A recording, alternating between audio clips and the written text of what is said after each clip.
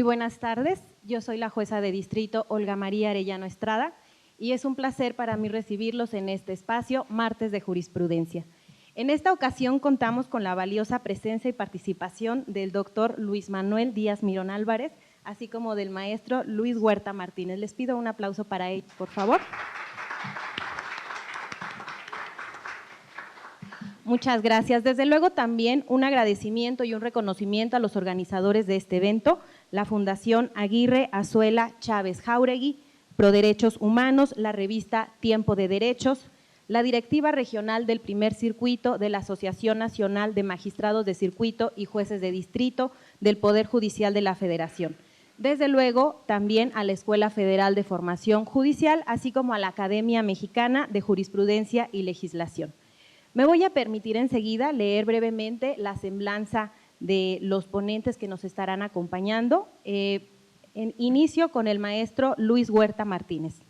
Es licenciado en Derecho por la Universidad Veracruzana, tiene maestría en Derechos Humanos y Democracia, Perspectiva de Género y Tutela Judicial por parte de Flaxo, México.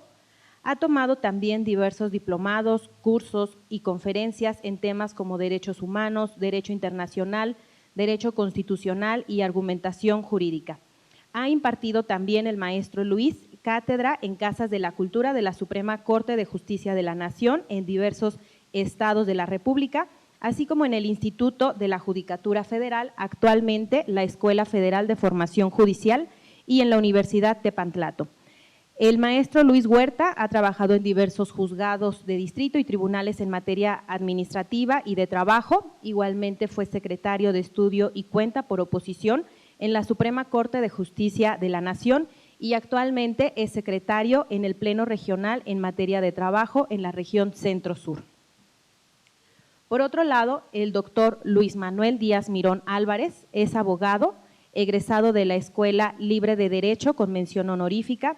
Cuenta con una maestría en Derecho del Trabajo por parte de esta misma institución. Es doctor honoris causa, Claustro Nacional de Doctores Honoris Causa. Igualmente es miembro y doctor honoris causa por la Academia Mexicana de Derecho Internacional, Ilustre y Nacional Colegio de Abogados de México, Asociación Nacional de Abogados de Empresa, Colegio de Abogados, Asociación Civil, además de presidente de Colegio de Abogados, entre otras sociedades y asociaciones. También es consejero de la editorial Tirant Lo Blanche en la colección de Derecho de Trabajo y Seguridad Social en México. El doctor Luis Manuel Díaz Mirón Álvarez ha sido docente en la Escuela Libre de Derecho, en donde fungió como rector del 2014 al 2018 y en la Universidad Panamericana. También es socio director del Bufet Díaz Mirón y Asociados, Sociedad Civil, además de que la empresa calificadora Chambers & Partners por segundo año consecutivo lo ha nombrado experto en derecho laboral. El doctor Díaz Mirón ha escrito también los trabajos realizados en la materia jurídica para la Escuela Libre de Derecho en el Compendio de Derecho Laboral en el centenario de la Escuela Libre de Derecho 2012, editorial Porrúa. Ha sido autor de diversos artículos para revistas jurídicas especializadas sobre el derecho de trabajo, así como conferencista nacional e internacional en la materia que nos ocupa. Muy bien, muchas gracias por acompañarnos. Vamos a dar inicio a esta plática en donde en esta ocasión abordaremos el análisis de 3 jurisprudencias que corresponden a la materia laboral. Únicamente a manera de preámbulo señalar que en la mayoría de los casos que dan origen a estos criterios se trata de asuntos que corresponden, que se substanciaron aún bajo el sistema anterior de justicia laboral y esto teniendo presente que este nuevo sistema fue puesto en marcha a partir de 2020. Sin embargo, las reflexiones que aquí se harán por ambos ponentes, veremos la manera en que estos criterios, estas formas que se han resuelto tanto en el Alto Tribunal, en la Suprema Corte de Justicia de la Nación, como en el Pleno Regional, tienen sus aplicaciones, sus connotaciones dentro del nuevo sistema de justicia laboral. La primera de estas jurisprudencias es la identificada como 14-2023 y fue emitida por la Segunda Sala de la Suprema Corte de Justicia de la Nación. Es con registro digital 20-26-355 y su rubro Dice, escrito de renuncia, estándares de valoración de pruebas que los órganos jurisdiccionales deben considerar para atribuirle pleno valor probatorio. El maestro Luis nos hará una introducción sobre este tema y sobre la integración de los precedentes, así como abordará el criterio que se contiene dentro de esta tesis jurisprudencial. Adelante, por favor, maestro. Buenas tardes. ¿Sí se oye? Perdón, sí. A ver, ¿ahí se escucha? Sí. Bueno, de entrada le agradezco a la señora jueza, doctor, mucho gusto. Le agradezco a los organizadores la invitación y bueno, para no quitar mucho tiempo, vamos a entrar de lleno a la presentación. De entrada les quiero comentar que uno de los objetivos que hemos planteado en el Pleno Regional al cual yo me encuentro adscrito es entender la importancia que tiene el sistema de creación jurisprudencial a través del precedente por precedente obligatorio. En esa medida les quiero comentar muy brevemente lo que es el precedente y línea jurisprudencial, las reformas que nos llevaron a esto, que es un precedente con los temas que están en la presentación y para después empezar a platicar ya de las jurisprudencias. Lo que se pretende o lo que pretendo hacer, espero lograrlo, es explicar cómo es que los órganos emisores de estas jurisprudencias llegaron a estos puntos, por qué resolvieron de la forma en la que resolvieron y por qué no de otra manera. ¿Ok? Me parece que es una forma un poco más ágil de poder comprender lo que son las jurisprudencias y los alcances que tienen.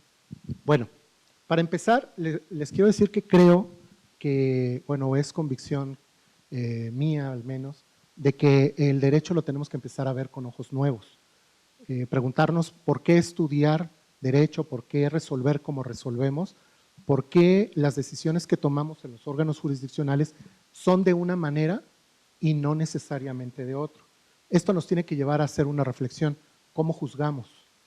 Dentro de ese cómo juzgamos, debemos encontrarnos en entender que como juzgadores tenemos evidentemente nuestro criterio.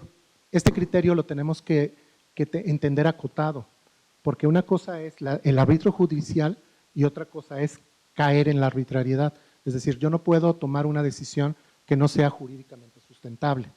Entonces, aquí la pregunta es, y de ahí la lámina que tenemos aquí, es ¿cómo llegamos a este momento justamente, ¿no? ¿Por qué ahorita sí decir, vamos, como dicen los clásicos, vamos a tomarnos en serio el derecho, vamos a cambiarnos de chip y vamos a poder entender estas situaciones?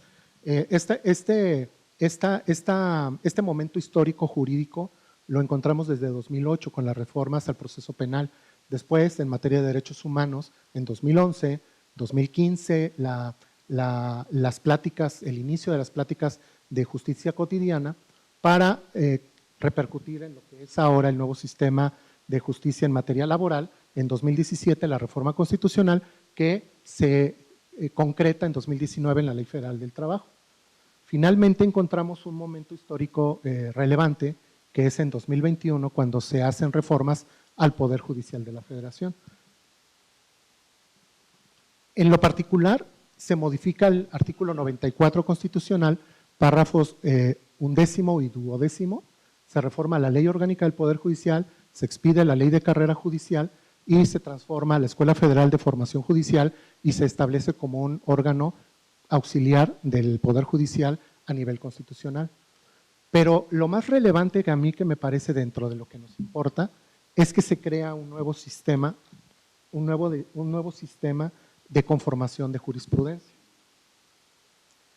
Nosotros tenemos en nuestro sistema la clásica tesis de jurisprudencia, ¿sí? que se crea a través de contradicción de criterios, reiteración y tesis.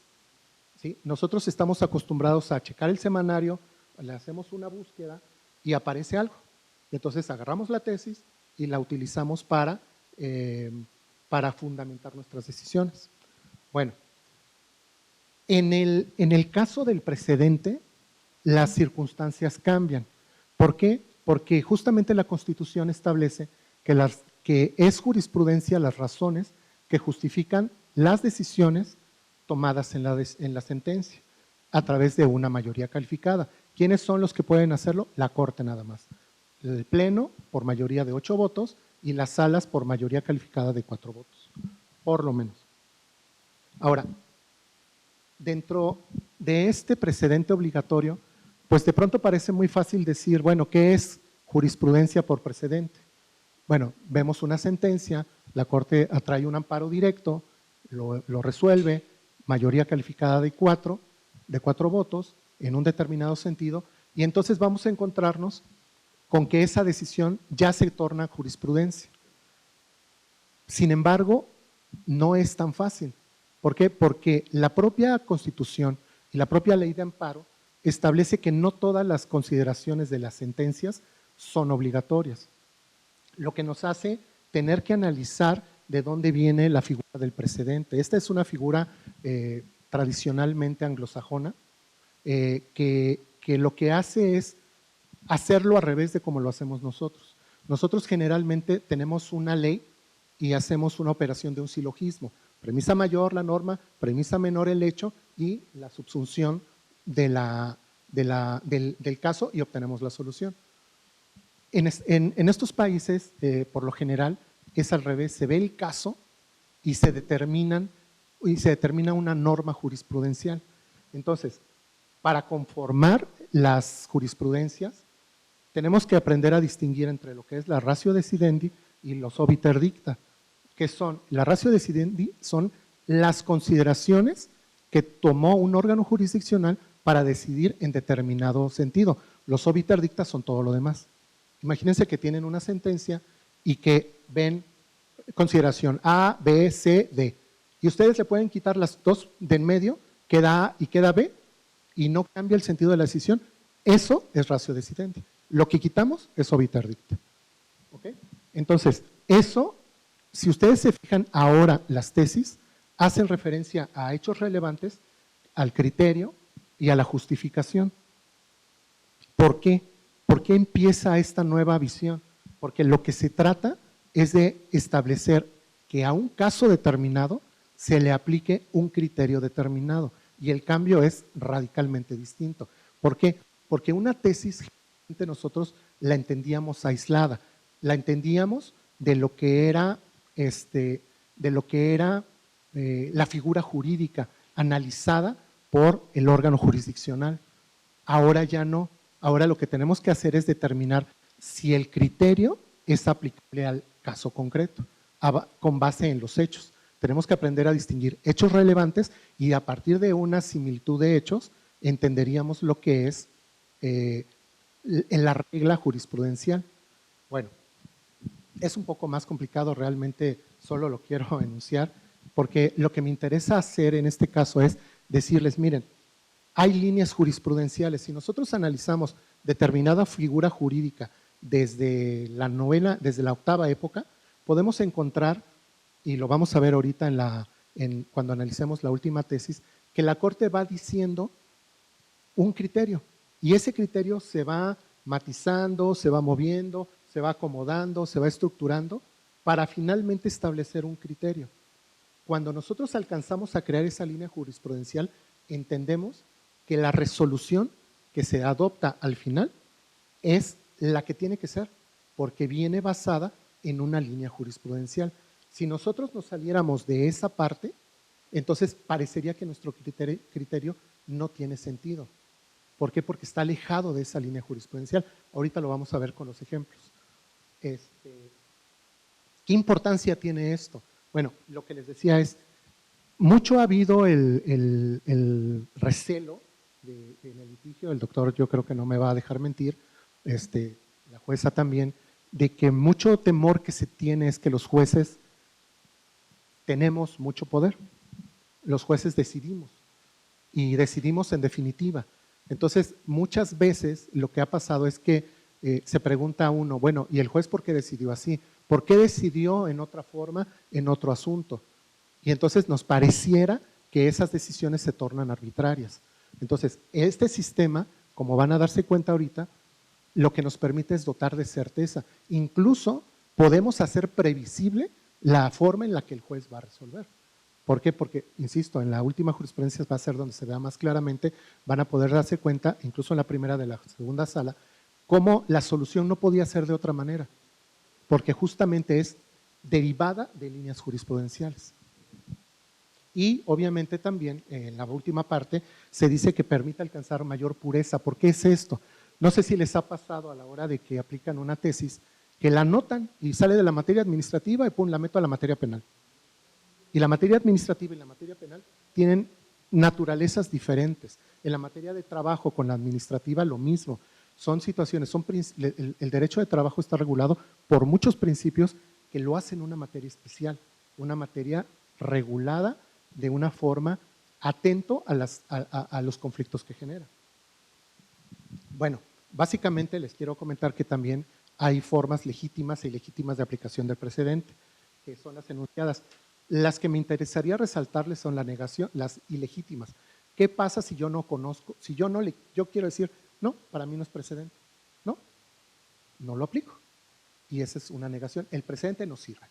La ignorancia, hay muchas tesis, estamos hablando de que en el semanario 150,000 tesis más o menos pueden localizar, obviamente no podemos conocer todas, pero esa ignorancia a veces nos lleva a no atenderlas. Y otras son, sí, yo la veo, pero a mí el criterio no me gusta y no lo voy a aplicar, lo desobedezco, que suele pasar también.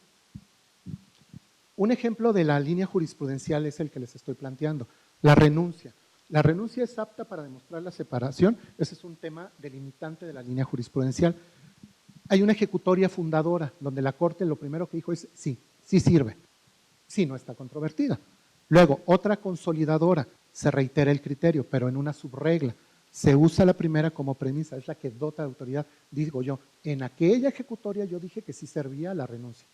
Ahora la voy a aplicar ese criterio. Modificatoria de línea. No se requiere de una prueba, no sirve la renuncia porque se requiere una prueba concurrente que acredite la voluntad. Es decir, esto se los quiero anticipar, es importante porque uno de los temas es justamente la renuncia. ¿La renuncia sirve o no sirve para efectos de demostrar la existencia de una terminación de una relación de trabajo? Reconceptualizadora de línea, sí, pero en casos concretos no. Por ejemplo, en México salió una jurisprudencia que dice que la renuncia de mujeres embarazadas no tiene eficacia demostrativa. Entonces, esta modifica un poco, no elimina la línea jurisprudencial, sino que le da un matiz. Y bueno, las ejecutorias que no son importantes son las que solo se limitan a reiterar criterios ya cuando ya son temas muy, muy reconocidos. Bueno, ya entrando al caso de la jurisprudencia 14-2023, los hechos del caso son los siguientes. Esto es una contradicción de criterios, lo simplifiqué a un caso. Evidentemente son dos tribunales que analizaron casos similares. Un trabajador se dice despedido al contestar el reclamo. Su patrón negó el despido y afirma la existencia de una renuncia. ¿Cuál fue el punto de contradicción que analizó la Corte? Determinar de qué forma se puede desvirtuar la validez de una renuncia en caso de que con posterioridad a su firma se continuó prestando el trabajo y de ser materia de la litis la subsistencia de la relación laboral, qué medios probatorios pueden ser aportados por la parte patronal para demostrar que efectivamente cesó el vínculo. ¿Cuáles fueron la problemática abordada? Los que están aquí, no los voy a leer para no hacer aburrido, pero bueno, porque además los vamos a medio comentar un poquito. Ahora, ¿por qué es un problema el tema de la renuncia? Acuérdense que en materia de derecho de trabajo, generalmente los trabajadores dicen, me despidieron. Viene el patrón y dice, no, él renunció. La Corte analiza y utiliza un principio de realidad, el principio de realidad. La ejecutoria es muy interesante, les sugiero que si tienen oportunidad le den una leidita, porque realmente maneja muchos temas que evidentemente por cuestiones de tiempo no podríamos profundizar. Sin embargo, sí agarra y dice, mira, lo que está pasando realmente es que muchas veces los patrones lo que hacen es firmas de documentos en blanco, le sacan por coacción o violencia las firmas para las renuncias, se firma, pero se posfecha la renuncia, y entonces empieza a haber una serie de variantes. En materia de trabajo, y la jueza también no me va a dejar mentir, lo más complicado, creo yo, es el tema de las cargas de la prueba y saber demostrar los hechos. Yo pienso que es donde tenemos el punto flaco en nuestro sistema, ¿no? La falta de esa visión de poder demostrar hechos. Bueno, en relación con la jurisprudencia, aquí estoy hablando en esta lámina de algunas variantes que se han establecido. Por ejemplo, la renuncia de trabajo a partir de una fecha futura. Hoy, que es 27, renuncia el trabajador y dice el 30 ya renuncio. Y la firmo y todo. ¿Qué pasa si antes del 30 yo me retracto de la renuncia? No surte efectos. Y así vamos a encontrar varios casos. La Corte, en negritas estoy poniendo 2 tesis que están de alguna manera vinculadas con el tema. Aquí el tema fue, un trabajador renunció, pero la relación de trabajo por alguna razón subsistió. El patrón viene y dice, no, yo no lo, perdón, el trabajador dice despedido. El patrón dice, no, él renunció. Entonces los colegiados se tuvieron que enfrentar en la disyuntiva de determinar a quién le toca la carga de la prueba, qué eficacia tiene la renuncia y qué elementos son aptos para acreditar tanto la renuncia como todos los aspectos circuncidantes al hecho. Entonces, la Corte aquí establece una especie de escrutinio estricto que va muy en sentido de los test que está generándose, donde dice, bueno, lo primero que tienes que tener es una parte trabajadora que se dice despedida. El patrón niega el despido y aduce una renuncia. Dice la Corte, la renuncia debe de reunir ciertos requisitos, que no haya coacción, que no haya violencia. Si se llega a demostrar la existencia de la renuncia y que tiene estos requisitos, entonces el trabajador tiene la carga de la prueba de demostrar su objeción. Y me regreso a la anterior en las negritas. Si se fijan en la 4ª tesis, ahí dice, corresponde al trabajador la carga de la prueba. En la anterior, en la 2ª, se dice, renuncia, si el trabajador objeta el escrito relativo en cuanto a su contenido, firma o huella digital, a él le corresponde la carga de la prueba de demostrar su objeción. Es decir, me la obtuvieron mediante violencia. Estaba en blanco la hojita. Bueno, la Corte aquí dice, sí, la carga de la prueba le corresponde al trabajador, pero también dice, el tribunal puede suplir oficiosamente. ¿Sí? Es decir, hace un matiz. En nuestra historia de líneas jurisprudenciales, esto es una recategorización de la concepción que tiene de las cargas de la prueba, que ahorita les voy a explicar también esta parte, cómo fue que se dio esta parte. Y lo más interesante es que dice, basta la mera probabilidad o indicio para que la renuncia pierda eficacia. Es decir, no el trabajador o el órgano jurisdiccional no está obligado a demostrar plenamente que hubo esa coacción o que existe la irregularidad atribuida al escrito de renuncia. Bueno, la Corte también hace otra apreciación. Dice, ¿cómo se debe de demostrar el vicio de la carta de renuncia? ¿Esto por qué fue? Porque, por ejemplo, los colegiados debatieron entre que si era necesario demostrar la retractación de la renuncia o, por el contrario, si podía hacerse otro medio. Y entonces la Corte dice, no, el escrito de renuncia debe analizarse en una forma muy amplia, con un criterio muy amplio. Entonces, cualquier medio de prueba puede servir para eso. Una constancia de afiliación al Instituto de Seguridad Social. Y ojo, aquí también hace un matiz importante la Corte. El aviso de baja tiene que ser inmediato a la renuncia. Y esto es relevante porque la ley del Seguro Social establece 5 días para hacer los avisos. Entonces, si yo agarro y no hago el aviso de baja, este aviso puede o no puede servir, dependiendo del caso, pero ya le impone la Corte una carga a los patrones. Cuando alguien te renuncie, dalo de baja inmediato, de entrada. ¿Qué otros medios? Recibos de pago, lista de asistencia, testimonios de compañeros que hayan presenciado los hechos, pruebas obtenidas en WhatsApp.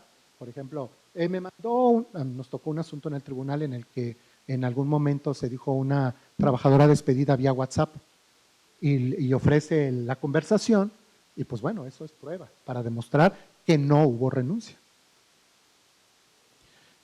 bueno, de esto que tenemos, la tesis lo que hace es establecer un criterio jurídico, que a mí me parece muy bonito, no voy a profundizar, pero bueno, me parece muy interesante por lo que dice. El derecho probatorio debe ser interpretado en un sentido amplio, que se busque la verdad de los hechos, el principio de realidad, qué es lo que verdaderamente ocurrió.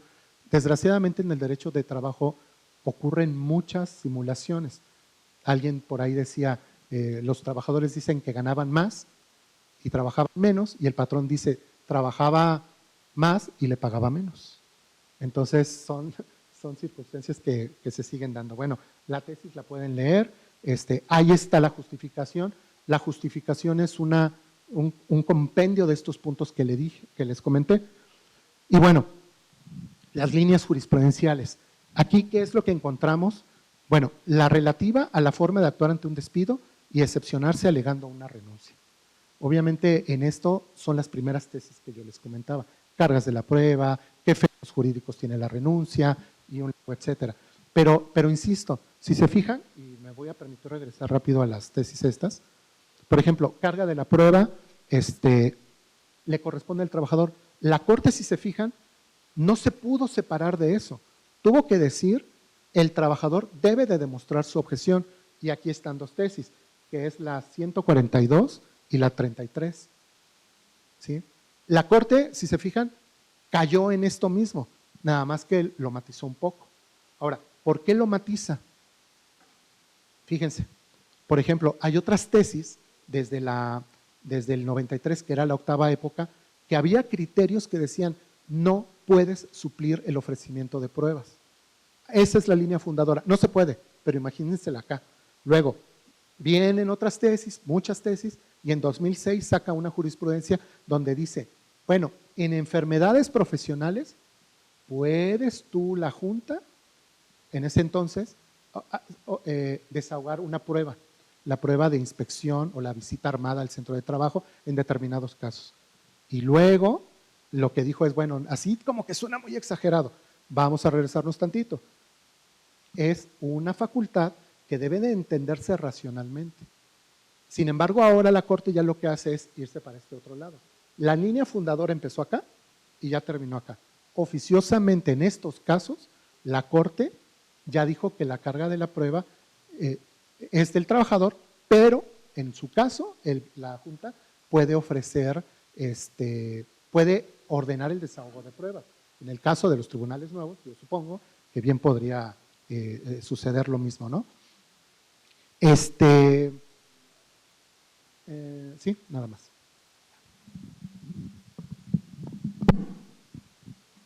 Muchas gracias, maestro Luis. Muy interesantes sus aportaciones, las reflexiones que se hacen sobre todas estas jurisprudencias y ver cómo ha ido avanzando, evolucionando la línea jurisprudencial. Doctor Díaz Mirón, desde su perspectiva, ¿cómo aprecia este criterio sobre el tema de la renuncia y qué avance advierte en el terreno laboral a partir de este? Muchas gracias, jueza Arellano Estrada, y muchas gracias al maestro mi tocayo Luis Huerta por esta exposición. Estoy muy honrado y una gratitud especial al Poder Judicial de la Federación por habernos invitado a este martes de jurisprudencia. Hoy mi cachucha me hace representar a la Academia Mexicana de Jurisprudencia y Legislación, y lo hago con toda honra y con todo orgullo. El maestro ha tocado un punto, ha tocado uno de los puntos centrales. Yo litigo, tengo un despacho, practico el derecho, y contra quien más peleo es contra mi cliente. Contra mi cliente, porque venimos imbuidos en un viejo sistema de un derecho laboral a base de engaños, a base de simulaciones y a base de malas prácticas. Jueza, confesión expresa. Apúntelo. Se nos enseñó a los jóvenes abogados de los 70s Estudiamos la carrera de Derecho en los 70s en base a la nueva ley del 1 de mayo de 1970. Y en la parte procesal de Derecho del Trabajo, la excepción más importante era la negativa al despido y el ofrecimiento del trabajo. ¡Oh, gran mentira! Y una de las también importantes excepciones era, no venía preparado, pero aquí está la renuncia voluntaria. Como dirían los viejos profesores del trabajo, mi profesor don Carlos Arellano, que no sé qué fue de usted. Pamplinas, vayamos por favor a los principios, a la realidad y a la ética. A lo mejor muchos de mis colegas hoy, abogados patronales, y lo digo con toda honra, no estarían de acuerdo en lo que voy a decir, pero fuimos muy mal educados.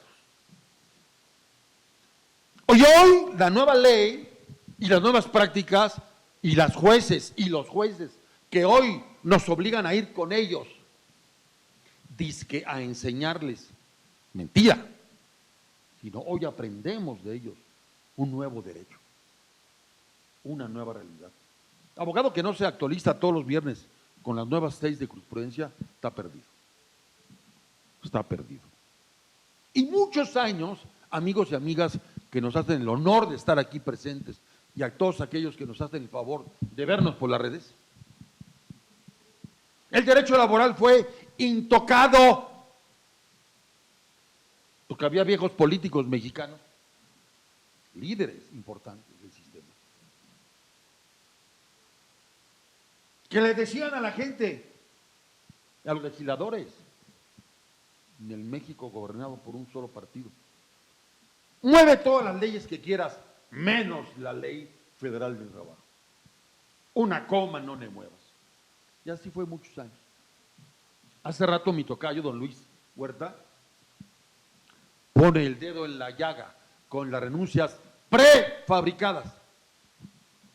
Aquí en el Poder Judicial espero que no lo vivan, pero en el Poder Ejecutivo federal y en el Poder Ejecutivo local y en los poderes legislativos federales y locales, cuando uno llega a trabajar ahí, lo primero que le piden es su renuncia. ¡En blanco! ¿Es válida o no válida? ¿Es una buena o mala práctica? Es una práctica que se vive todos los días. A mí como abogado, no como abogado laboral litigante, no, a mí como abogado, como persona, se me hace una práctica deleznable. Y por eso celebro el nuevo criterio. No me gusta la motivación, debo confesarlo, porque en uno de los casos de la motivación hubo una verdadera renuncia de un directivo, como una renuncia real de un directivo, una renuncia verdadera de un directivo, que entregó el puesto, y que un directivo de cierto nivel, cuando entrega el puesto y hoy presento mi renuncia por escrito, puedo tener una vacatio leyes, como dirían los clásicos, o puedo tener una semana o 15 días mínimo para entregar mi puesto, ¿no? ¡Ya renuncié! Obviamente ese directivo cayó en manos de un despacho litigante tramposo, que le dijo, no, tú no renunciaste, a ti te corrieron. El directivo había renunciado. Una renuncia hecha de su puño y letra, redactada por él. Pero que a través de esa mala práctica y de un mal abogado litigante, que aparte ha ganado mucho dinero en el litigio, porque en el litigio, mientras más mentiras dices, tal parece que más ganas. Hoy celebro que jueces y juezas, como la jueza Arellano, en materia individual, nos pongan el orden. Y nos aperciban y nos digan abusado. Porque efectivamente una de las grandes facetas hoy del ejercicio de la profesión es la fijación de la litis. como dirían los romanos, la litis contestatio. ¿Cuál es la litis? Y derivado de la litis, las cargas probatorias. Cuando eso lo entendemos como un punto de vista fundamental y caminamos, ojo, en la construcción de las mejores prácticas, amigos y amigas, vamos a construir un mejor Estado de Derecho. Sí, yo celebro esta, aparte, nueva forma de construir la argumentación jurídica y las tesis de jurisprudencia en base a los… o sea, en México ya parece que no inventamos nada. Luis Huerta no me va a dejar mentir, ese criterio es un criterio copiado de la forma en cómo en los Estados Unidos se maneja la teoría del caso. En donde en la teoría del caso lo importante son los hechos objetivos, no los hechos subjetivos. Y derivado de los hechos objetivos, entonces la juez o el juez entran al debate con las partes y le dicen, tenga usted cuidado con lo que está diciendo. Nosotros hace unos meses tuvimos un asunto en un juzgado nuevo, bendito Dios, laboral local, en Naucalpan, en donde, confieso, uno de mis abogados recibió de parte del cliente, ojo, una renuncia auténtica de una trabajadora, de una obrera, que decidió irse y fue, tocó la puerta de la gerente de personal y la gerente de personal, si podemos bajar el tono, estoy gritando porque ellos también estaban gritando.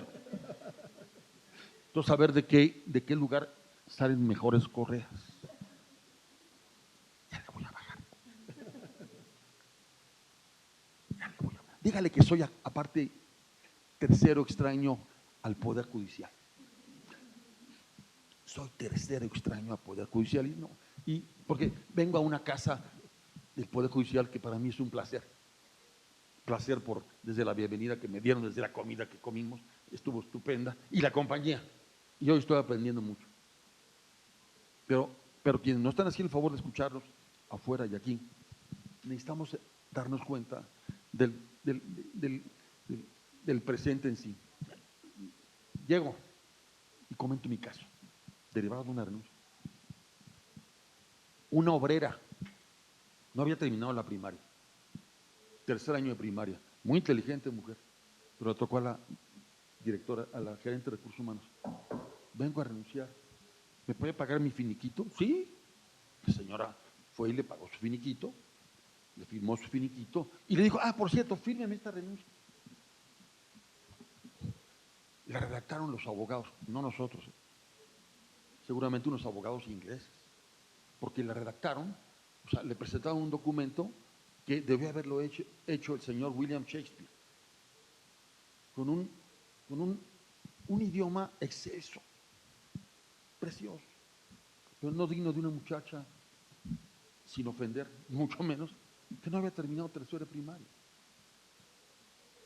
y que su lectura es el periódico o hoy nuestra lectura preferida, las redes sociales, en donde invocaba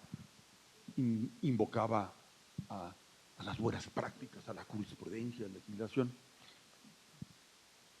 Y en la audiencia de ley, por cierto, la jueza, van a llamar a mi joven colega abogado, que se puso colorado, y le dijo, oiga, venga, la firma ya la había reconocido la actora, Oiga, ¿es su firma? Sí, es mi firma. Pero la jueza le dijo, pero este no es su contenido, ¿verdad? No, no es mi contenido. No es mi contenido. La excepción se había caído, ¿verdad? El asunto estaba ahí, perdido. Obviamente, conclusión, lo arreglamos, que no somos tan tarugos, ¿verdad? Y corregimos los formatos, entre comillas, ¿no? Sí hay muy mala práctica de que, como dice Luis, y lo dijo bien, a muchos empleados obreros se le pide el anuncio en blanco, sí, lamentablemente, y eso es vergonzoso. Eso no sucede nada más, insisto, en apartado A, eso sucede en apartado B, donde más sucede es en apartado B. El juez, buen juez, por su casa empieza. Entonces, primera recomendación, también mejoremos esas prácticas. Pero entrando al detalle de la jurisprudencia en comento, me parece excelsa, que obviamente el juzgador lo que quiera es conocer de fondo la verdad. Porque cada caso concreto es absoluta y totalmente diferente. Y he ahí la magia del derecho laboral. Pero también tres grandes precisiones. Uno,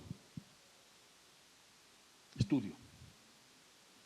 Colegas, venimos hoy a aprender a estudiar una nueva técnica. Dos, actualización. Tres, acción. Pero todo eso en una línea central de fondo, que se llama ética. En donde, y hoy yo celebro, porque jueces locales y federales en el nuevo sistema nos están recordando a los particulares y a los litigantes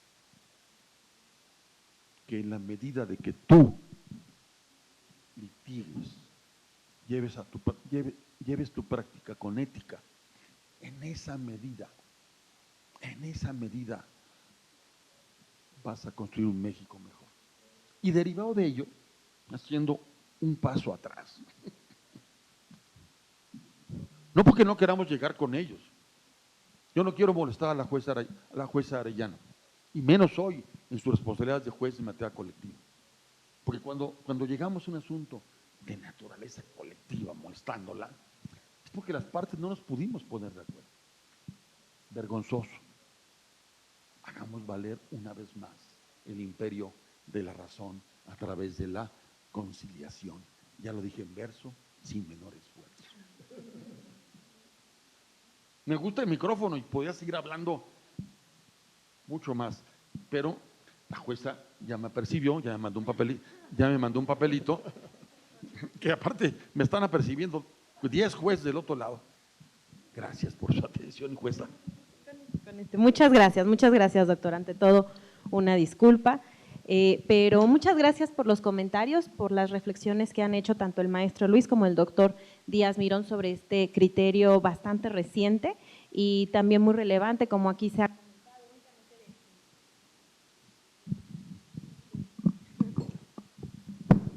Muchas gracias. Sí, creo que sí, ya con este. Únicamente de mi parte destacaría lo que ya dijeron ambas partes y que está tocando aquí en este punto final sobre la simulación. En este criterio, ya dentro de su texto, dentro de su justificación, me parece muy relevante el hecho de que la Suprema Corte de Justicia de la Nación hace un llamado de atención dirigido en este caso a los órganos jurisdiccionales para que estemos alertas de la simulación. Como tal, no lo llama simulación, pero hace referencia a esta circunstancia de que estemos muy alertas de la forma en que se plantean los hechos, tanto de la parte actora como de la parte demandada, de la parte trabajadora como de la parte patronal. Porque como sabemos, como ha estado presente dentro de la materia, como bien lo dice el doctor Díaz Mirón, como ha estado presente dentro de la materia desde hace tiempos ancestrales, malas prácticas, pero de ambas partes, ¿no? Entonces, corresponde a los órganos jurisdiccionales estar muy alertas, estar muy atentos para percatar, para percibir, para darnos cuenta, para percibir cuándo se está suscitando una de estas circunstancias, ¿no? Me parece también muy importante que dentro de este criterio, en su inicio, al momento en que se da la contradicción de criterios propiamente, se da una confrontación entre los órganos contendientes en que por un lado se habla de la retractación para efecto de verificar si es posible restar valor a la renuncia presentada y de la posibilidad de que haya otras pruebas para ver si es posible restarle valor o corroborarla. Sin embargo, el alto tribunal rompe esa confrontación para decir de manera directa que en estos casos, y como también aquí ya se dijo, hay que tener muy presente el principio de realidad. Y más allá de si hay una retractación, más allá de si hay algunos otros medios de prueba que puedan servir para corroborar la validez o invalidez de ese documento, lo importante es verificar si la renuncia se dio de manera espontánea y voluntaria o no, ¿no? Y a partir de eso ya podemos avanzar en ver qué otros medios de prueba tenemos que puedan apoyar tanto la versión de una parte como de la otra, pero tener en cuenta la congruencia de todo el relato y de los hechos y pruebas que se aleguen por ambas partes, sin dejar de lado lo relativo a la suplencia de la queja, que nuevamente remarca la Corte, a efecto de que este existe en beneficio de la parte trabajadora, tanto en la parte argumentativa como en la parte demostrativa. Muy bien, dentro del público, si en algún momento tienen alguna pregunta que quieran dirigir a los ponentes, que quieran hacer sobre algún punto de lo que aquí se está mencionando o bien de lo que mencionen los ponentes, como fue el caso de ambos, que se mencionan cuestiones adicionales, si quisieran que se abundara sobre algún punto, está el espacio abierto para tales efectos. Muy bien. En lo que eso sucede, vamos a continuar con el siguiente criterio. En este caso se trata de la jurisprudencia J/14L, que es del Pleno Regional en materia de trabajo de la región Centro-Sur, con residencia en la Ciudad de México y que tiene registro digital 2026-434. Su rubro es salarios caídos. Es improcedente descontar de la condena respectiva el pago de los comprendidos en el lapso en que la autoridad laboral suspendió sus actividades o términos procesales con motivo de la contingencia sanitaria producida por el virus SARS-CoV-2 COVID-19. Esto en relación con la Ley Federal del Trabajo en su texto anterior a la reforma de 2012.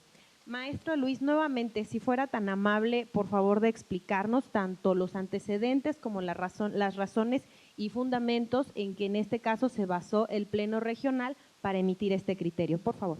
Muchas gracias. Bueno, como están viendo en la lámina, el caso aquí se centró en que un trabajador se dijo injustificadamente despedido.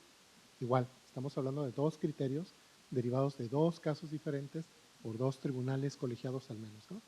Pero la esencia del caso es un trabajador se dice despedido, el despido es injustificado, así se determina en el laudo y se determina el pago de salarios vencidos.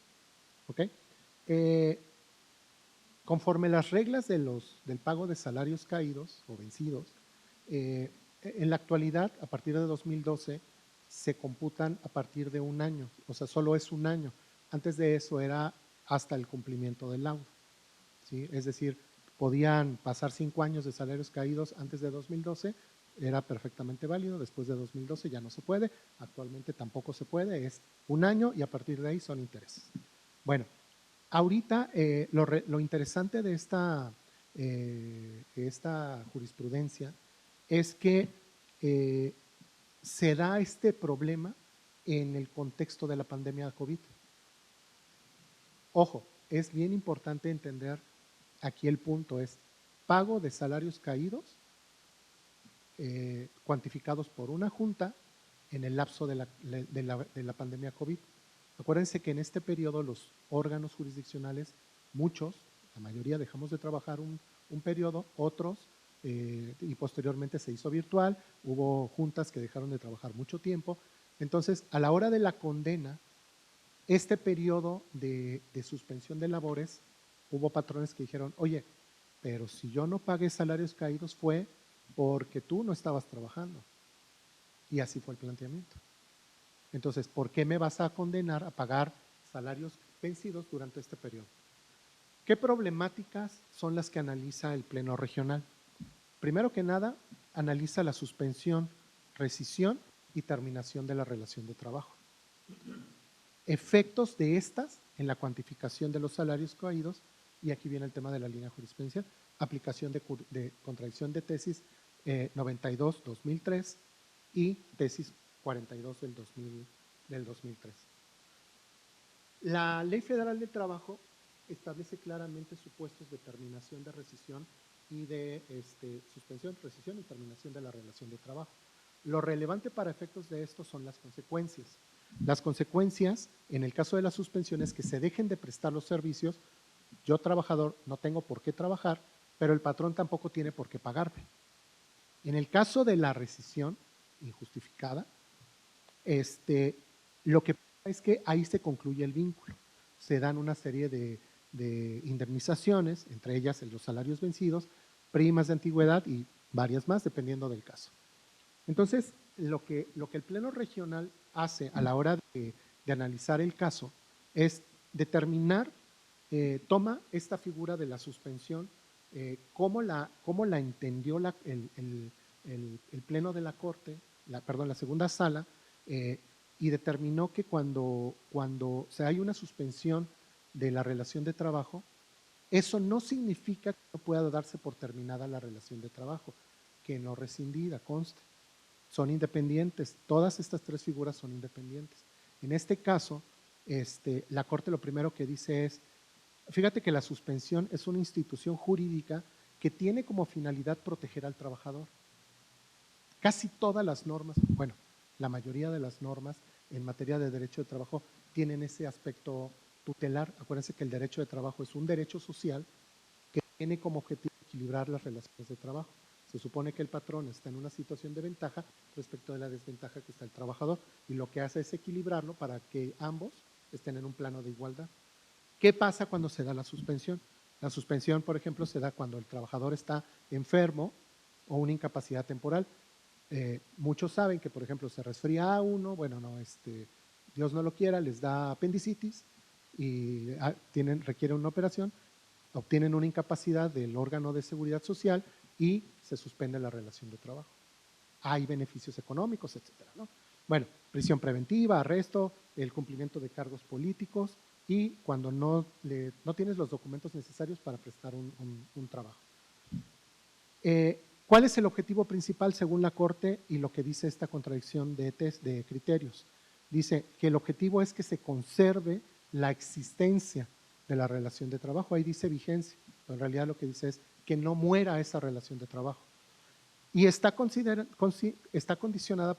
a que existan circunstancias que no permitan al trabajador desarrollar su actividad para que el patrón durante este periodo no tenga que cubrir salarios.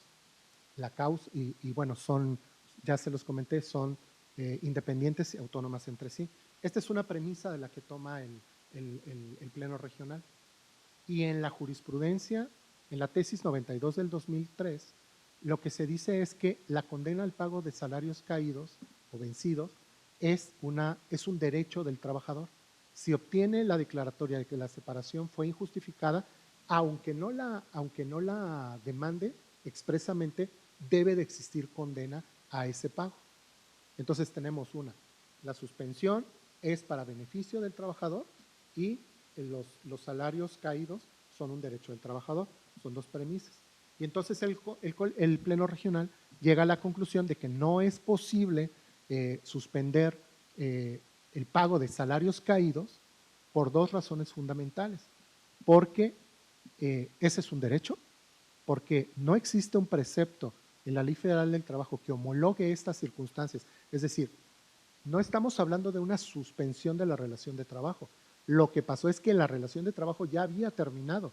Fue un despido injustificado, es decir, el patrón decidió terminar la relación de trabajo sin una causa legal y tiene consecuencias, pago de salarios caídos.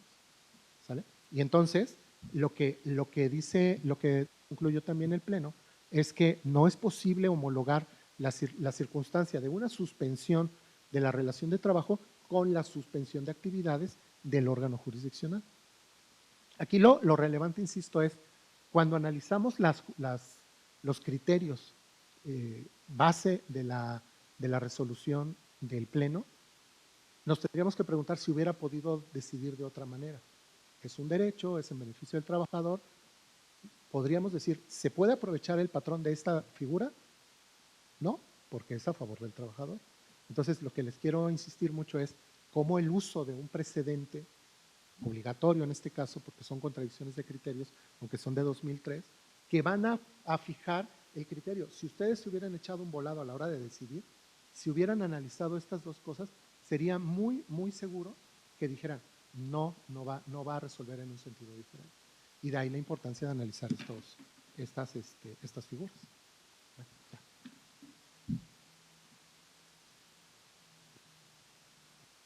Listo, muchas gracias, maestro Luis, nuevamente. Muy interesantes las aportaciones. Doctor Díaz Mirón, si pudiera explicarnos desde su perspectiva este criterio, así como en su caso en cuanto a lo que se menciona de las causas de suspensión para efectos de las relaciones de trabajo en términos del artículo 42 de la Ley de la Materia, si comparte esta conclusión de por qué sí o por qué no la mencionada contingencia pudiera quedar incluida dentro de dichas causas. Adelante, doctor. Pues muchas gracias otra vez por la palabra. A ver, este es un asunto muy interesante porque en el viejo sistema, afortunadamente no el nuevo, los asuntos duraban eternamente. Era uno de los grandes problemas. Recordemos, una de las razones por las cuales en el 2012 el Congreso de la Unión decidió modificar el 48 de la ley, manejando el tema de la tesis, que después fue criticado y después fue incluso cuestionado ese precepto en amparos presentados ante la misma Corte, que no prosperaron, en cuanto a la suspensión de los salarios caídos. Eso tuvo una razón de ser y la razón de ser era esa. No atribuirle a la parte patronal el retraso del órgano jurisdiccional.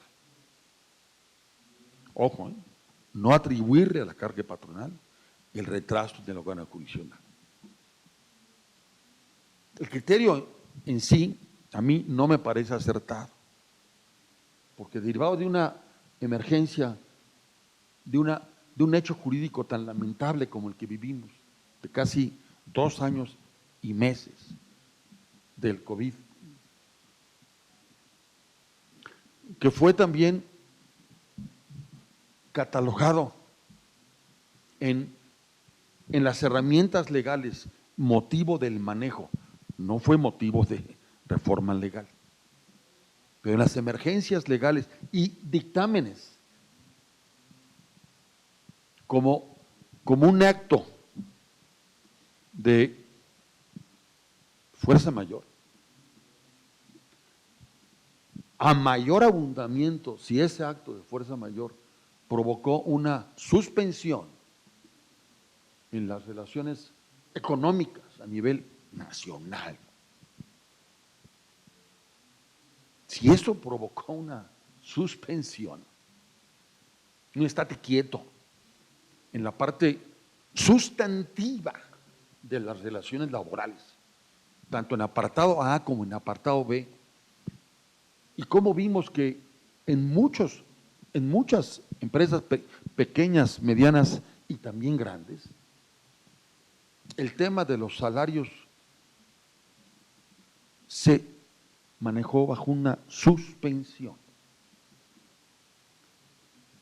Cuando hubo sindicatos presentes en empresas que no pudieron parar y que fueron catalogadas como de urgente necesidad en cuanto al trabajo, aún en esos supuestos, los sindicatos consideraron, y las empresas, los patrones, que hubo lo que se llamó en la industria automotriz, especialmente paros técnicos, para compensar mitades o 3/4 partes o una parte proporcional en ese periodo.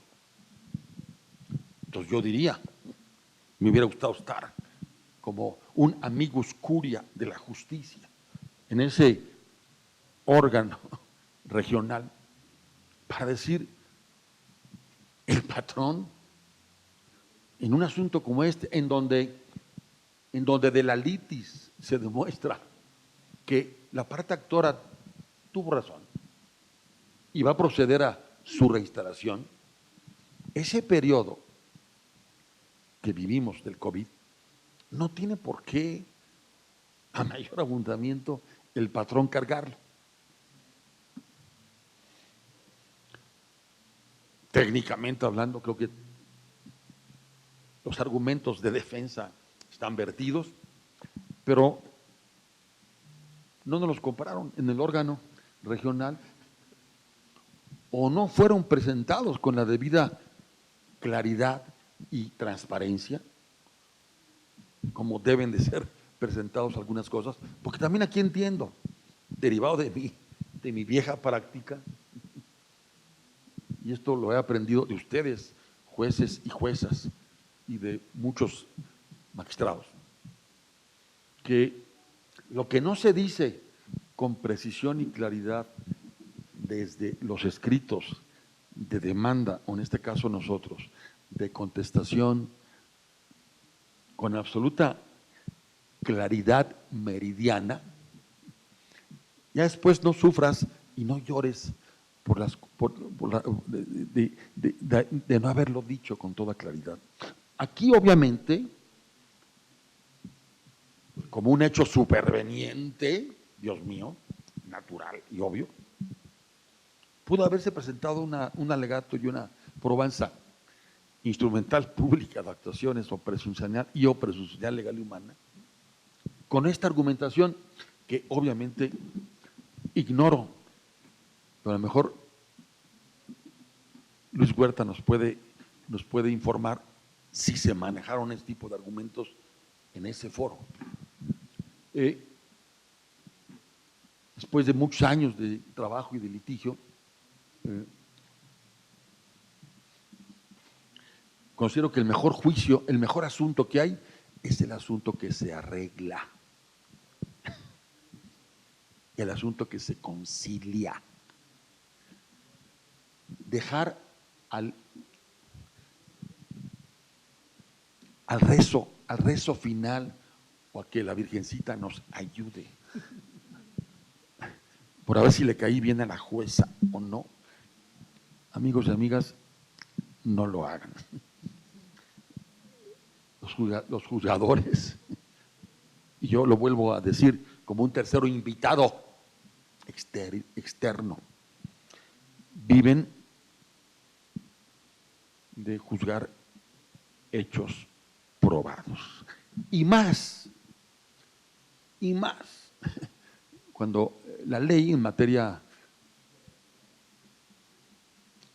probatoria y en materia sustantiva tiene el órgano de amparo, en la ley de amparo, una forma,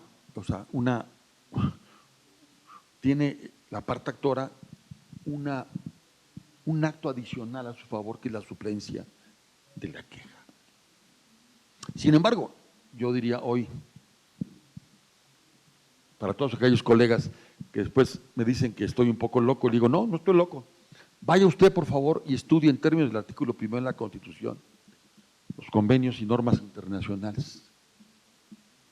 Tantas que hay que en ocasiones no le refrescamos la memoria al órgano jurisdiccional, que tampoco tiene obligación de saberlas todas, aunque la Constitución en el artículo 1 sí lo dispone para ellos. Y ahí puede haber carnita que permita una exclusión o, un beneficio a la patronal con una interpretación en favor de su postura, derivado de una norma internacional aplicable al caso concreto. Pero en esencia, y resumo, este H criterio, por supuesto, no lo comparto. Muy bien, bueno, pues tenemos un empate, vamos a ver qué dice el público. De este lado, no es cierto.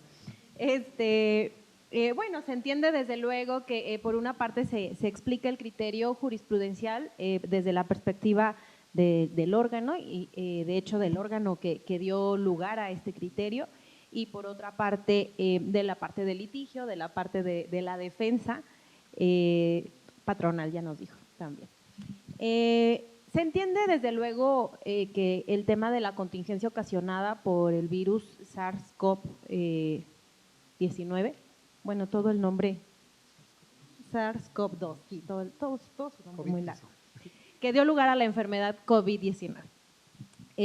Causó desde luego una problemática social, económica y de diversas naturalezas que desde luego aquejó a toda la sociedad y desde luego a la parte trabajadora.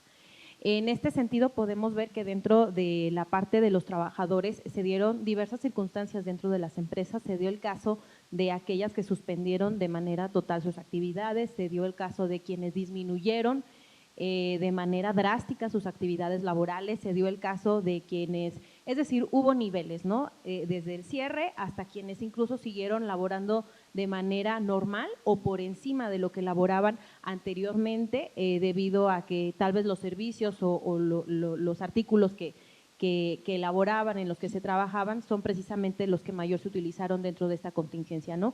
Entonces podemos ver que efectivamente la contingencia de la enfermedad COVID-19 causó varios estragos, pero no todos se miden de la misma forma, ¿no? Entonces, entiendo yo que todos deben ser medidos, debe apreciarse esa perspectiva, pero desde luego se entiende el punto que se expone dentro del criterio jurisprudencial en el sentido de que si queda demostrado un despido injustificado, estamos frente a un despido injustificado. Y eso en términos de ley, en términos del artículo 48, otorga el derecho para la parte trabajadora a percibir los salarios caídos. Desde luego, en este caso se habla de la reforma del texto anterior a 2012, puede ser anterior o puede ser ya incluso con la nueva legislación que está topado a un año, pero el hecho de que quede demostrado un despido injustificado, pues da lugar a que se tenga que hacer el pago de los salarios caídos, ¿no? Y esto por el tiempo que se haya sufrido el perjuicio o bien topado con un año, ¿no? En ese sentido, pues no habiendo alguna disposición que en este caso para la parte trabajadora diera algún espacio, algún margen para que ese derecho que ya ganó sea disminuido o sea fraccionado, ¿no? Entiendo que hay que ver el principio de realidad, hay que ver la manera en que determinada empresa, determinado trabajador haya operado dentro de esa específica relación, pero en términos generales, que es a lo que se va a referir el criterio, a una situación general, no hay un dispositivo legal que facultara a alguna autoridad a hacer alguna limitación, en este caso para el derecho de los salarios caídos que ya percibió, de los que ya es titular un trabajador.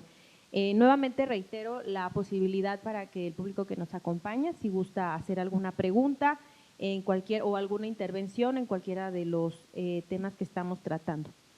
Muy bien, pasamos con el último criterio, este es también del Pleno Regional. Muy bien, adelante por favor, perdón. maestro Luis. En cuanto al tema de la tesis, son dos cosas que me gustaría comentar. El primero, acuérdense que las contradicciones son en abstracto, o sea, es puramente jurídico, basado en hechos, obviamente, ¿no? Yo lo que estoy planteando es cómo viene un criterio a raíz de precedentes. Sin embargo, lo que sí me gustaría mucho reiterar y hacer la invitación a todos, el acuerdo general que nos regula sí permite establecer escritos vía amicus. Y de verdad, esta clase de cuestiones fácticas que son tan relevantes serían muy, muy, muy agradecidas. Hasta donde yo recuerdo ahorita en las contradicciones que andamos por las 100 más o menos, hemos recibido tres amicus. Entonces, sí es muy importante que de pronto el foro, los propios jueces, el personal que esté interesado pueda formular esos comentarios. Digo, no son obligatorios para el Pleno Regional, pero pues sí ayudan, ¿no? Ayudan a ver una perspectiva. El estudio que hacemos pues sí es de mucha discusión, lo platicábamos un poquito en la comida, en el sentido de que discutimos mucho los asuntos, hay mucho trabajo de análisis previo a esto. Obviamente, insisto, son cuestiones abstractas, pero esta clase de circunstancias ayudarían, se agradecerían, porque no podemos pensar en todo, ¿no? Entonces, pero básicamente. Yo para alusiones personales, si la jueza me lo permite, y con toda la razón, y es correctísimo, y me voy a voy a invocar un poco en mi argumentación que dije en un principio. Venimos de un sistema donde se premiaba la mala fe. Venimos arrastrando un sistema en donde se premiaba la simulación. La simulación era permitida por ley, tanto en materia de subcontratación en relaciones individuales como en materia de relaciones colectivas. No estoy diciendo nada nuevo. Los compañeros, mis compañeros jóvenes que nos están escuchando hoy aquí, hay que involucrarnos, y más hoy, en una nueva forma de trabajar. Para nosotros los sesentones altos, mi persona, soy el más veterano de aquí, ha sido un privilegio el litigar hoy o el comparecer electrónicamente con las juezas y los jueces, o conectarnos en los argumentos con los señores magistrados, en tu audiencia que solicitas para ver un resumen de tu caso, en donde en muchos casos, aquí en colegiados del primer circuito, doy fe que los señores magistrados nos invitan a ese tipo de sesiones. Pero también sé, con toda pena y tristeza, que el foro no las usa mucho. Y no las usa mucho porque no les interesa, porque están todavía inmersos en las viejas prácticas del oscurantismo jurídico. La semana pasada fui a ver a un juez en el Ajusco para platicarle un caso. Y yo que la secretaria particular del juez me vio muy mal vestido, o me vio muy mal, de que obviamente me dijo, no, pero usted tiene cita. Y le dije, pues ahorita la hago con usted.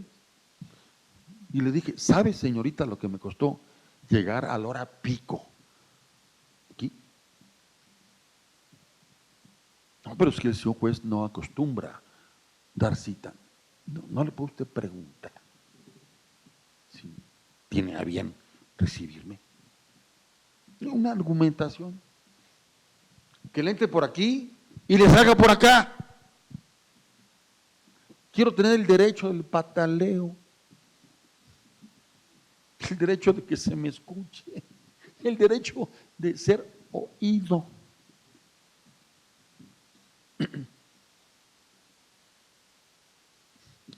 A veces no lo logramos.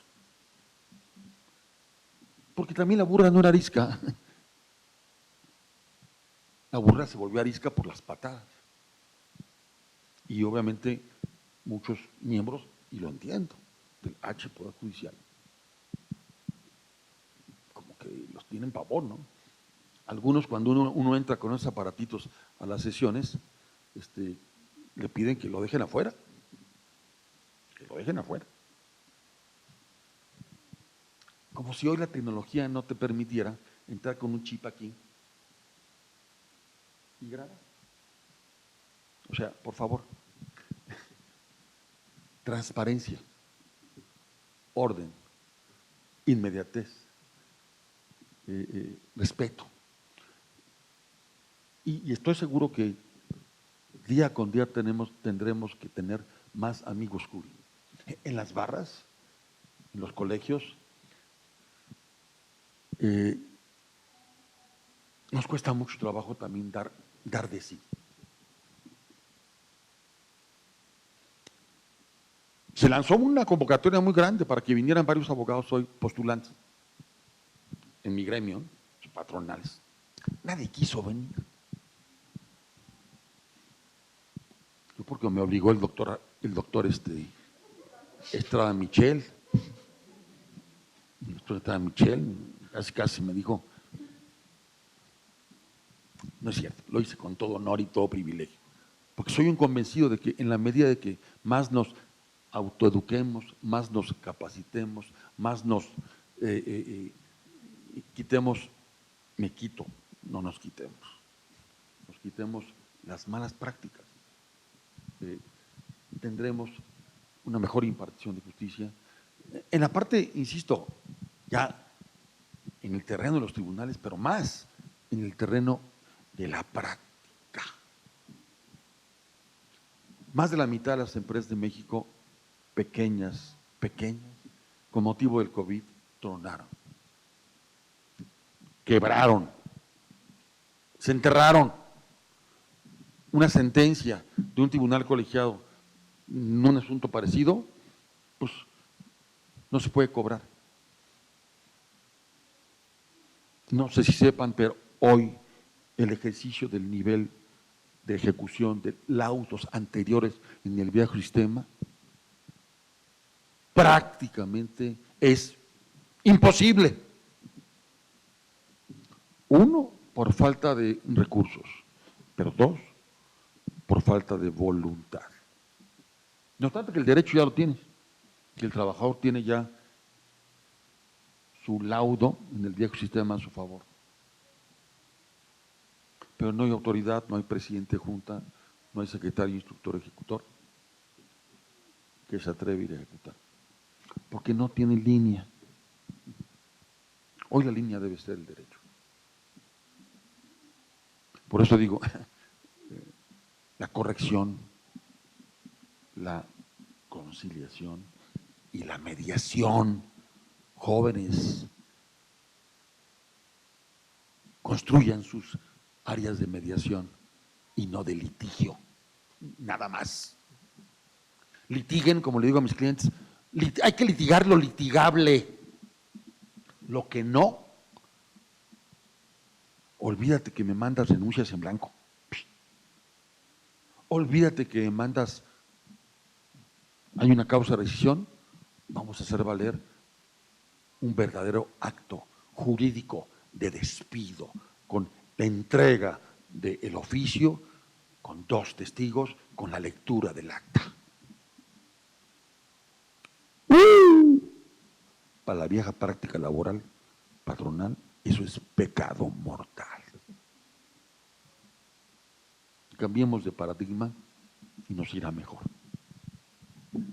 Muchas gracias, doctor. Muchas gracias, maestro. Muy interesantes las aportaciones. Desde luego, estamos en el derecho y el derecho evoluciona, la sociedad evoluciona, las instituciones evolucionan y es necesario que todo se vaya adaptando a la forma en que avanza una sociedad y a las necesidades que van surgiendo. Nadie tenía planeado, ni contemplado, ni previsto que pudiera suceder una contingencia como la que ya enfrentamos y que prácticamente ya estamos terminando, pero que duró poco más de 2 años, y eso nos ha orillado a que muchas cuestiones se vayan adaptando. Ahora, dentro de un nuevo sistema de justicia laboral, en donde tenemos también nuevas reglas, es trabajo de todos, es trabajo desde luego de los órganos jurisdiccionales, que nos pongamos ahora sí que al pie del cañón para estar atentos, como señalábamos desde el primer criterio por parte de la Corte, que se hace ese llamado para estar alertas, para estar analizando detenidamente las propuestas de cada parte. En el caso del desahogo de pruebas, verificar, llevar a cabo un desahogo tal cual como lo dice la ley, tal cual como lo dice la norma, pero sin perder de vista desde luego el principio de realidad, e igualmente el dictado de sentencias que se ha pegado a cada una de las cuestiones que se hayan visto efectivamente en el juicio, ¿no? Tanto de lo que se haya alegado como de lo que haya quedado debidamente probado. Eso por parte del órgano y desde luego por parte de las partes, tanto de la parte trabajadora como de la parte patronal. En primer orden, que se introduzcan a este nuevo sistema, que lo conozcan, y que poco a poco el mismo sistema vaya ganando su confianza. Ya lo decía el doctor, que ha estado viendo tanto la parte individual como en la parte colectiva. Igualmente, todas las personas, todos los gobernados que tengan esta oportunidad de ir a los tribunales, oportunidad o necesidad de ir a los tribunales, tanto individuales como colectivos, que vean la manera en que se está operando y que poco a poco el mismo trabajo de cada tribunal vaya ganando la confianza de la sociedad. Y de que vengan a un órgano en el que únicamente es necesario formular una demanda, contestar una demanda, participar en el desahogo de pruebas y esperar una sentencia. Desde luego en plazos más breves, que es lo que se ha estado procurando. Decía también que la carga de trabajo se va incrementando porque así son las circunstancias, porque así ha ido evolucionando todo.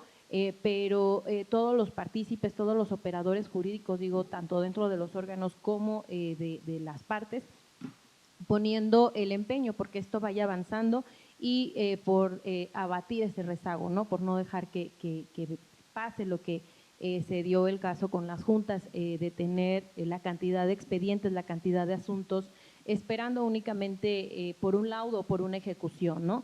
En el caso de los tribunales está el empeño dado para que así funcione, para que así avance y hasta ahora lo vamos logrando, digo, lo vemos a lo largo de todos los órganos que integran este sistema laboral en todo el país.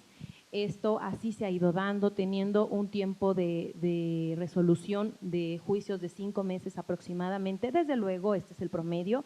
Hay incluso los que puedan ser en menor tiempo, hay aquellos que puedan ser en un tiempo mayor, pero desde luego que en comparación con el tiempo que se llevaban dentro de las juntas es algo que creo todos podemos ver y desde luego quienes se ven involucrados en estos asuntos, pues desde luego tener ese reconocimiento, ¿no? Porque se resuelvan las cosas en breve tiempo, porque tengan una sentencia, una solución de un conflicto en breve tiempo. Bueno, se agradecen los comentarios y bueno, estamos en este punto final. Vamos a tratar de abordar brevemente la última de las jurisprudencias para concluir los objetivos de este martes de jurisprudencia. En este caso, el Pleno Regional en materia de trabajo de la región Centro-Sur, con residencia en la Ciudad de México, emitió esta jurisprudencia con número digital 20-26-651 y de rubro laudo incongruente. El error en el nombre de las partes en los puntos resolutivos por sí solo es insuficiente para conceder el amparo y la protección de la justicia de la Unión si en los considerandos se asentó correctamente. Doctor Díaz Mirón, si fuera tan amable de darnos su perspectiva de este criterio, por favor. Lo avalo al 1000. Gracias. Lo avalo al 1000 y me parece correctísimo. Habla de justicia rápida y expedita en honor del 17 de la Constitución. Y aquí hago un aval de apoyo a lo que dijo la juez. El nuevo sistema, muy criticado por los viejitos old fashions, como su servidor, que se pintan el pelo de blanco. No, pues sí, les iban a quitar la comodidad. Hoy, de cada 10 juicios, cada 10 asuntos, 5 promedios se arreglan en los centros de conciliación, con conciliadores sensibles, profesionales, con fuerza. De 10, 5. Y esos 5 restantes se resuelven en un lapso promedio de no más de 6 meses. Que si le sumas otros 3 mesecitos del amparo, estás hablando de que en 8 meses un trabajador o un patrón sabe si ganó o perdió. Eso es justicia laboral. Estamos rompiendo récords, porque le estamos ganando a mis colegas civilistas, mercantilistas y por supuesto los penalistas. Ese derecho del trabajo que estaba en un cajón y que era nada más para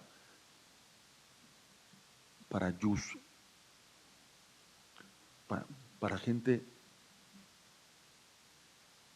que recibíamos una crítica fuertísima en cuanto al ejercicio, está haciendo el derecho que hoy está resultando más efectivo. Jueza, esta jurisprudencia la suscribo al 1000%. Que por errorcitos de forma Y esta jurisprudencia es hoy un reflejo de una realidad. Es fabuloso ver cómo los señores jueces o las juezas hoy en las audiencias de ley se quedan viendo a las partes.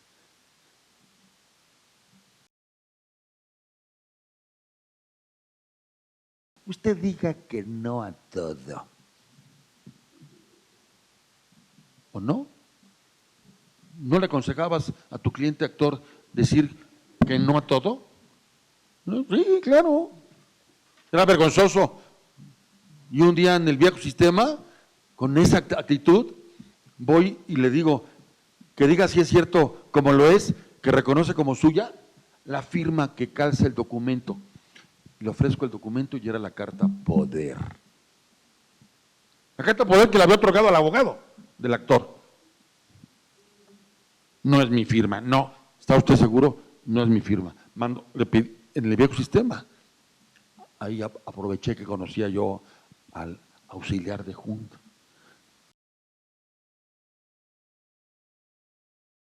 Su firma y que no otorgó ningún poder, le solicito decrete usted el archivo del expediente como terminado. Palo. O sea, obviamente nos arreglamos, ¿verdad? En 24 segundos. Porque había una falsedad en declaración judicial. Bueno, yo tengo 45 años de abogado. Cumplí este año. Muchos años de litigar en las mal llamadas juntas de confabulación y argüendaje, en donde los que gobiernan son los yuscoyotis. Se ríe aquí mi compañera, que tengo también 30 años de conocerla, desde que era una niña ahí iba a las juntas. ¡Yuscoyotis! Bueno, nunca me di cuenta que en 45 años de litigio, en 44 años de litigio, haya un juez mandado llamar al Ministerio Público para una falsedad en declaraciones. Pero hoy en 6 meses, hoy en un año, o en 2 o en 3, pregúntele a la juez Cristial que está aquí al lado. ¿Cuántas veces ya ha mandado a la cárcel? ¿Y cuántas veces ya le ha pedido al abogado, al actor, que cambie de abogado? Porque el abogado es alguien que no merece tener título.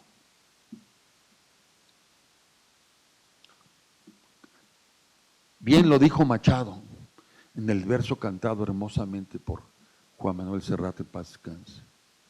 Caminante, no hay camino, se hace camino al andar. Habremos de hacer camino al andar, todavía nosotros los viejitos, y más ustedes los jóvenes, y más con jueces de la edad y del calado jurídico que tienen, y de la probidad y de la celo por el buen derecho. Felicito a mi país porque vienen épocas mejores. Muchas gracias, doctor. Maestro Luis, sus comentarios sobre este criterio en torno a la incongruencia que puede existir entre los considerandos y los resolutivos exclusivamente por cuestiones como el nombre. Sí. Bueno, verso a verso se hace camino al andar. Bueno, rápidamente les comento que aquí el tema es bien sencillo. Si hay una incongruencia en el laudo, en cuanto al nombre, en los considerandos está bien, en el resolutivo está mal, si amerita una concesión de amparo solo por ese hecho. Se debatió mucho en los tribunales en amparo, había quienes sí, había quienes no.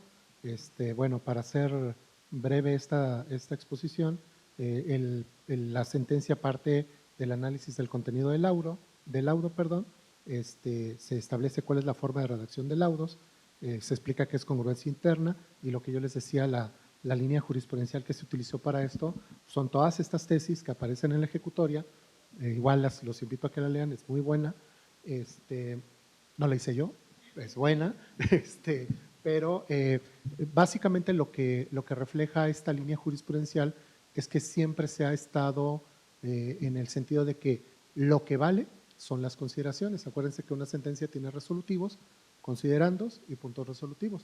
Si hay un error, pues a lo que hay que atener es a la parte considerativa, ¿no? ¿Qué ventajas tiene? Bueno, pues simplemente el tema es la ejecución, incide en la ejecución. En mi opinión, digo, el error humano siempre puede estar. Digo, en el litigio habrá que ver cómo reaccionan, porque pues pueden acudir a la ejecución sin necesidad de promover un amparo, para poder lograr obtener las condenas y lograr, pues bueno, sin ninguna traba, ¿no?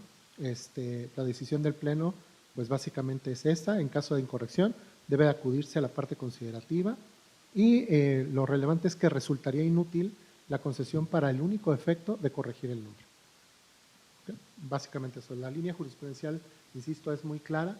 La parte considerativa es la que sirve, la que sustenta la decisión, y si está bien, pues no hay forma de que un error en otra parte pueda afectar la ejecución del agua. Entonces, insisto, si se fija en la línea jurisprudencial, nos iba a llevar a esta solución. Y bueno, solo para concluir, yo lo que les diría es, tanto para el tema del litigio, del tema de elaboración de proyectos, de sentencias, mi opinión es que a la hora de analizar figuras jurídicas, toma de decisiones, adoptar estos métodos de análisis de jurisprudencia, porque evidentemente esto les da seguridad y certeza a los justiciables, que al final ese es el punto importante. Pues muchas gracias, es todo por mi parte. Muchas gracias, maestro Luis. Ya nos compartió también su mensaje final. Muchas gracias. Ok, muchas gracias. Creo que sí. Doctor Luis Manuel, ¿nos haría también favor de darnos sus conclusiones, un mensaje final, por favor? Muchas gracias. Uno, gratitud al Poder Judicial. Dos, estos foros son maravillosos. Tres, yo creo que hay que dar más publicidad, tanto en redes como porque valen la pena. Cuatro, aprendemos todos los días. Cinco, amigos y amigas, los que están presentes y los que nos hacen el honor o nos van a hacer el honor de vernos por las redes, es una gran oportunidad esto de capacitarnos, de mejorar nuestra práctica y de construir un México mucho, mucho mejor en la administración de justicia. La justicia laboral, el derecho laboral es un derecho humano básico, es un derecho humano básico. Construyamos las mejores prácticas, seamos sensibles, sensatos, honorables y colegas, tengamos como premisa fundamental la ética. Porque en la medida en que cabalguemos arriba de Rocinante, diagonal, ética, en esa medida, amigos y amigas, nuestro cabalgar será más provechoso. Ha sido un honor y un privilegio. Muchas gracias. Muchas gracias.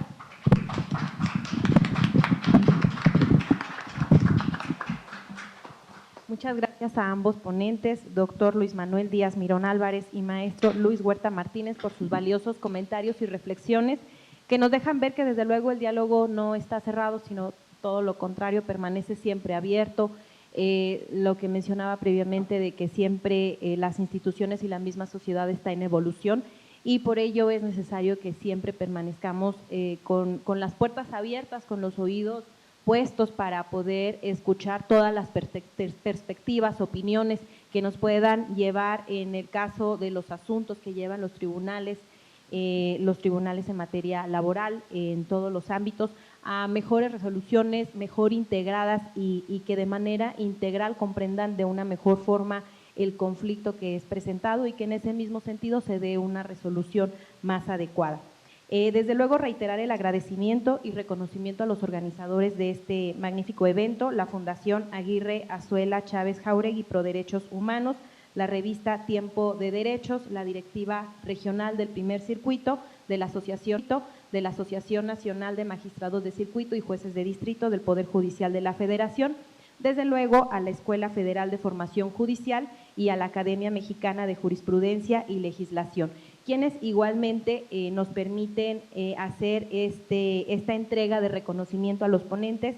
Se otorga el presente reconocimiento al maestro Luis Huerta Martínez por su excelente participación como ponente en este espacio Martes de Jurisprudencia a 27 de junio de 2023. Maestro, muchísimas gracias por su participación.